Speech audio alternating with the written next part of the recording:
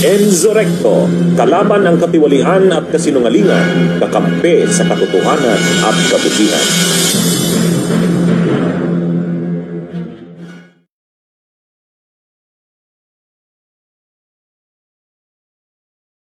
Mga kababayan, magandang gabi po sa inyong lahat.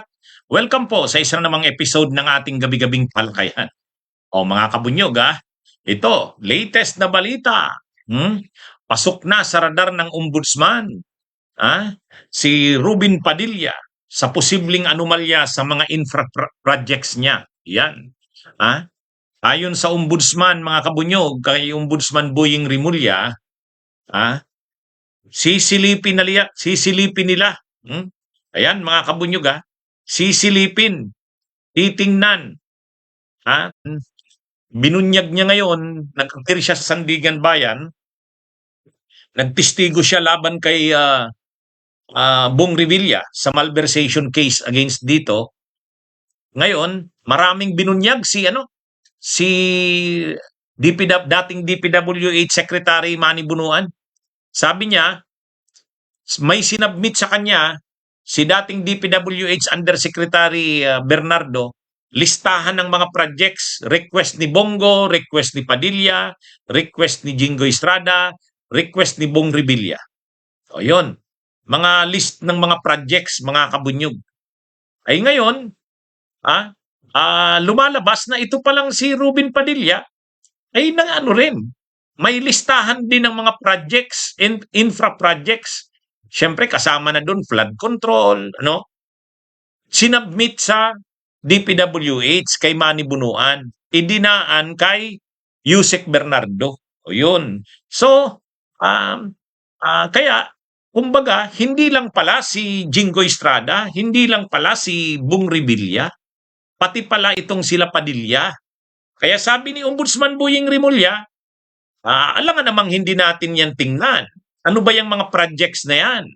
Ano ba yung mga infra projects na yan? At ano bang nangyari dyan? Yun. So, ibig sabihin, nasa radar na ngayon ng ombudsman si Rubin Hood Padilla. Titingnan, ano ba yung mga projects na sinabmit niya? Kay dating DPWH Secretary Manny Bunuan, dinaan kay dating DPWH Yusek Bernardo. Ano ba doon ang mga naaprubahan at anong nangyari sa mga yon? Yan na yung sinasabi natin . Lalawak pa talaga ang mga mauungkat dito sa mga anomalyang ito. Ay di ba gano'n naman yung rinereklamo nila ng mga DDS? Dapat daw lahat ng sangkot managot. O di sabi ni Ombudsman Boying Rimulya, ito na. Lahat ng sangkot dapat managot. O tingnan natin. Pati si Padilla, sila Bongo, tingnan din natin.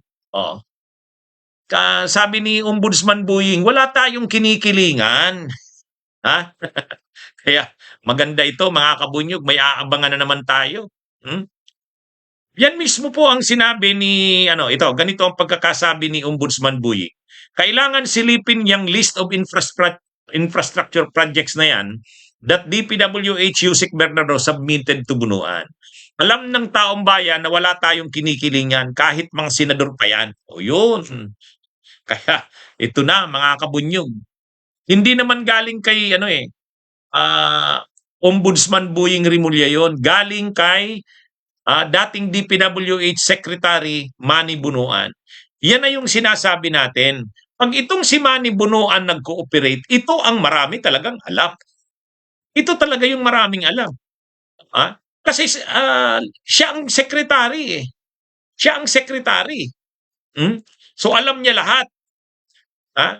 So ngayon, ang unang binunyag ni dating DPWH Secretary Manny Bunuan, na ito ngang sila Padilla, Bongo, Jingoy, Bong Revilla, nag-submit ng list ng mga projects na hinihingi nila. Isinabmit yun sa kanya, idinaan kay Yusek Bernardo. So ang tanong ngayon, naaprubahan ba ang mga yon? Magkano?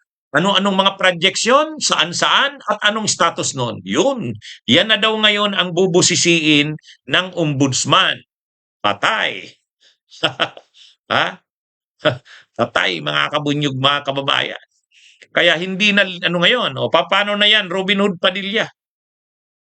Ha? Paano na yan Robin Hood Padilla? Oh, actually may reaksyon na si Robin Hood Padilla. Sabi ni Robin Hood Padilla, ay dapat itinuloy-tuloy nyo ang kwento. Okay, binigyan kami ng mga projects na yan pero may nakatatak, FLR daw, for later release. O yun na nga. Sige, aalamin yan ng ombudsman kung totoo nga yan. Ha?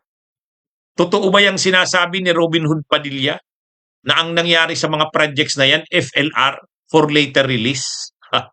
Ha? Okay. Kaya ano ito? Actually, mayroon pang isang issue kay Robin Padilla. Yung 150 million, yung ano bang ano yon, yung building, yung Philippine Heritage, ano ba yon, building? Anong building nga yun? Oh, involved din doon si Robin Hood Padilla. 150 million pesos din yun. Ha? Oh. Ano ito? 150 million. Insertion din ito ni Robin Hood Padilla. Ha? Diyan yung ano ba 'yon? Anong building nga 'yon? Heritage building ba 'yon? Oh, pinunduhan 'yon ng 150 million pesos galing sa insertions din ni Robin Padilla. Kaya sa totoo lang, hindi dapat talaga magmalinis itong sila Robin Padilla. Kasi sila pala mismo, ang dami rin nilang insertions. Oh, ang sabi ngayon ng ombudsman, yan na ngayon. Titingnan din natin yan. Sisilipin din natin. O silip lang, titingnan. Pero pag may nakita sila, may nakita sila dyan, mga kabunyog, mga kababayan, tutuluyan din yan si Padilla. Maganda yan. Kasi, yun naman kasing kaso ni Padilla sa obstruction of justice, bailable yun. Bailable yun. Pero pag ito na, kung dito ay may makita ang ombudsman, plunder na naman to, kasama na si Padilla ngayon, madadagdag ngayon kila Pia Cayetano, Lauren Ligarda, mauubos talaga nito ang minorya, no? Mauubos talaga. Kasi ano yan mga kabunyog Pag infrastructure projects kasi, malaking pera yan. Alam naman natin, nandyan yung mga anomalya talaga sa infra. O anong lumabas ngayon? Mayroon palang 150 million na insertion si Robin Padilla. Yun ang pinundo doon sa heritage building na ginawa. Alamin din yun. Sino ang kontraktor doon? Baka naman, tao rin ni Padilla yun. Pangalawa, ito na ngang ibinunyag ni dating DPWH Secretary Manny Bunuan na nung secretary pa siya, may sinubmit sa kanyang list of projects. Projects ni Padilla, projects ni Bongo, projects ni Jinggoy, projects ni Revilla. Yung kay Revilla at saka kay Jinggoy, yan na yung mga may kaso sila ngayon. Pero itong kila Padilla, hindi pa naiimbestigahan. So, iimbestigahan daw ngayon. Kumbaga, sisilipin pala. Titingnan, mayroon bang mga anomalya? O yan. Kaya hindi naligtas si Padilla ngayon. Hindi naligtas. Mas mabigat ito kaysa dun sa obstruction of justice. Kung may makitang butas dyan, kung may makita dyan sa kanya na mayroon din pala siyang anomalya, mas mabigat yan dun sa obstruction of justice. Kasi yung obstruction of justice, yung pagpapatakas kay Bato, bailable yun. Pero ito hindi. Kung plunder na naman ito. Yan mga kabunyog, mga kababayan. Kaya ito mga kabunyog, bagong development ito. Bagong development.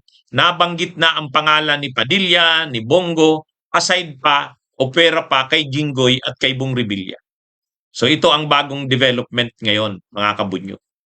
So sabi ng ombudsman, para ipakita na wala ngang kinikilingan ng ombudsman, sisilipin nila ito. May anomalya ba dito? Ayan. Tindi. Maiba tayo ng topic. Alam nyo kanina, natatawa ako kanina kay Robin Padilla. Nakakatawa si Robin Padilla kanina, mga kabunyog. Nagyabang na naman, na nagkalat na naman. Di daw pahirapan. Hindi niya na daw papahirapan yung auditor ng COA kanina. Sabi niya, taga saan po ba kayo? Baguio daw, Baguio. Pareho pala tayo taga Baguio. Saan po kayo nag-aral? St. Louis University. Ayan, St. Louis University. O ngayon, sabi naman ni Robin, ah, ano po pala kayo? St. Louis University. So, ano po pala tayo? Sabi niya. Sabi ni Robin, ano pala tayo? Hmm. Kaya kanina, ano, yung impeachment trial, pumapel na naman si Robin. Nag-ano siya, tinanong niya itong testigo si Silent ano bang pangalan niyan? Si Del Campo. Itong sabi niya, taga saan po kayo? Taga Baguio. Laging ganun ang stand ano nito eh. Laging ganito. Kailan ba ito magtatanong si Robin na hindi muna ang unang tanong, taga saan po kayo? Saan po kayo nag-aral?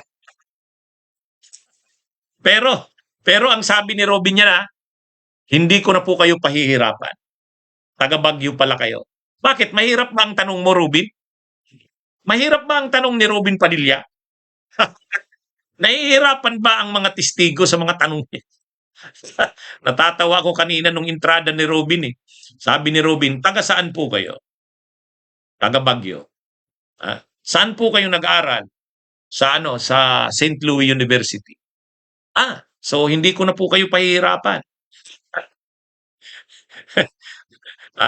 Itong si Robin Padilla talaga king ko ito eh. Bakit? Yung mga tanong niya ba sa mga testigo ay napakahirap? Tulad ba siya ni Miriam Defensor Santiago? Ay, mga kabunyog, mga kababayan. Ay, ano bang nangyayari sa ating anong ito? Yun yung sabi kanina ni Robin ganito yung pagkakatanong niya. Ganito yung pagkakatanong niya, mga kabunyog. Ganito.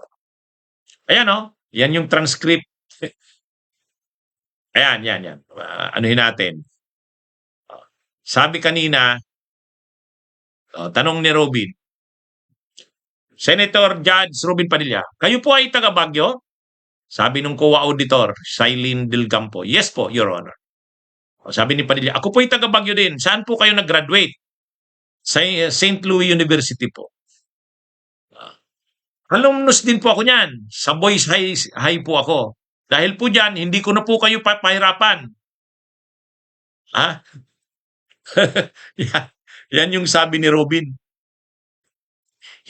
Dahil daw magkababayan pala sila, parehong taga Baguio, at pareho pa silang graduate ng St. Louis University. So sabi niya sa testigo kanina sa impeachment trial, so dahil po dyan, hindi ko na kayo papahirap. Natatawa ako dun. Kasi para ba namang nakakatakot si Robin pag nagtatanong. Parang kung ikaw yung testigo, pag si Robin na, kinakabahan ka na. Ay matindi itong si Robin Padilla. Ang akala niya naman, yung mga tanong niya, ay yung tipong pahihirapan ka talaga. Sus naman. Ay, ano ba tong si Robin Padilla? Paipal na paipal na kala mo naman ang mga tanong niya ay mabibigla ka na mahihirapan kang sagutin. Sus. Kanina, ang mga tanong niya na naman tungkol na naman sa itong si Robin Padilla, ang issue nito, dadalhin ka niyan sa terorismo, NPA, komunista. Kanina, gano'n na naman. Gano'n na naman mga kabunyog, mga kababayan. Ang sabi na naman ni Robin Hood Padilla kanina, sige, patuloy natin yung pagbasa ng tanong. Sabi ni Robin Hood Padilla, alumnus po ako niyan sa Boys High. Sa Boys High po ako. Dahil po dyan, hindi ko na po kayo pahirapan. Ako na lang po ang magbibigay ng information sa inyo. Noong pong pinag-iusapan natin yung tungkol sa mga terorista, na pag-usapan po lagi ang ating Vice Presidente. Ang atin pong Vice Presidente magmula 2016 hanggang 2022, siya po ay naging mayor. Alam niyo po ba yon? Sabi naman ng testigo, opo, mayor ng Davao. Sa Davao po, meron po dyan na identify na 55 na mga tinatawag na alternative at mga lumad schools na infiltrated ng terrorism. Nabalitian niyo po ba yon? Sabi ni Robin, kala mo ang galing-galing Hindi ko po ganong napakinggan, sabi ng testigo. Hindi po ako aware. At alam niyo po ba, sabi na naman ni Padilla, na noong 2016 hanggang 2022, 2023, 12% po ng mga NPA rebel surrenderies minors, 12 to 17 years old. Sabi na naman ni nung testigo, hindi po ako aware. Ay, si Robin Padilla. Wala na itong bukang bibig kundi NPA, terorista, komunista. Ay, mga kabunyog yan, si Robin Padilla. So, nagkalat na naman kanina. Gusto niya kasing ipakita na yung confidential funds ni BP Sara ay ginamit para sugpuin ang terorista, para sugpuin daw ang mga komunista, ang mga NPA. Kaya gusto niyang ipakita dito sa auditor ng COA na successful yung paggamit ng OBP at ng DepEd ng confidential funds. Dahil matagal na daw yung ginagawa ni BP Sara ang labanan ni Sara na labanan ang komunista. Dahil sa confidential funds, nagamit ito ni Sara Duterte kaya nagtagumpay daw. Yan yung laging sinasabi ni Robin Padilla. Pero, kung titingnan natin, ano ba ang pinagkagastusan ng confidential funds? Di ba ito yung mga pinagkagastusan ng confidential funds? Ito yung liquidation ng confidential funds. Ayan ilang pinaggamitan ng 2022 OBP confidential funds, pinuna ng COA. Bakit? Saan ba ginamit? Appreciation night, exploration meetings, Christmas activities, consultations with barangay chairpersons, pasasalamat and update meetings with TODA and other sectors, gift giving, medical mission, satellite offices activities, tree planting, youth campaign. Akala ko ba ang sinasabi ni Rubin anti-terrorism ay bakit ang pinagkagastusan appreciation night, Christmas party, pasasalamat, gift giving, medical missions, tree planting. Wala naman diyan yung tungkol sa wala yung tungkol sa sinasabi ni Rubin na anti-terrorism. Nandyan ba yung sinasabi ni Rubin na ginamit daw yung confidential funds para labanan ang CPP, NPA, NDF? Wala naman Di ba? Ito talagang si Robin Padilla. Mema lang may masabi lang Kaya ang sinasabi ni Robin, malaki daw ang naitulong nung confidential funds ni Sara Duterte sa DepEd at sa OBP para labanan ang terorismo, ang NPA, ang komunista. Pero pinakita natin yung liquidation na sinubmit ng Office of the Vice President. Wala naman dun yung sa paglaban sa terorismo. Wala naman yung tungkol sa NPA. Ano ba yung mga pinagkagastusan? Christmas party, tree planting, Ay, mga kabunyog, mga kababayan, yan na naman si Padilla. Nagkalat na naman kanina. Mabuti na lang mabait yung Mabuti na lang mabait yung itong si Del Campo. Sinasagot siya kahit paano.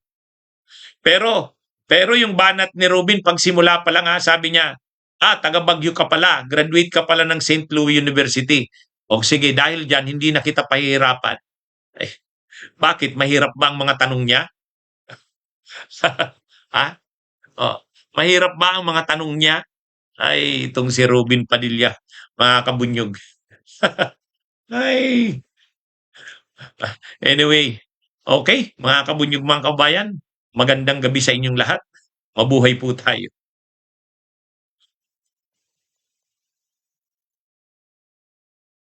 Bunyog, bunyog, halikan na kasama ka. Bunyog, kapag buklod ay may pag-asa. Luzon, Visayas, Mindanao, isa ang pananaw. Sa bagong Pilipinas ang bunyog isisigaw. Bunyog.